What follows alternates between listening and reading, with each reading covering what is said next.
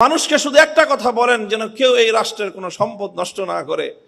আমি অভিভূত হলাম যে এই পরিস্থিতিতে একজন মানুষ তার কিন্তু নিজের অতীত জীবনের দুঃখ কষ্ট নিয়ে কোনো ইতিহাস তার মনে নেই, তার শুধু মনে দেশপ্রেম, মানুষের ভালোবাসা, দেশের সম্পদের ভালোবাসা, দেশটা যেন এগিয়ে যেতে পারে।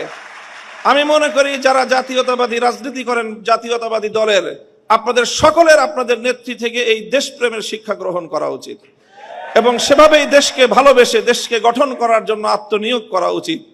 এবং আমি ওনার ব্যক্তিগত জীবন এবং তার অর্থনৈতিক স্বাবলম্বিতা সম্পর্কে যে তথ্য আমরা জানি সেটা আসলেই বিস্মিত হওয়ার মতো যে 3 বার বাংলাদেশের রাষ্ট্রপ্রধান, প্রধানমন্ত্রী থাকা পরেও তার অর্থনৈতিক যে সক্ষমতা, তার যে সাধারণ মাত্রা, সেটা বিস্মিত হওয়ার মতোই।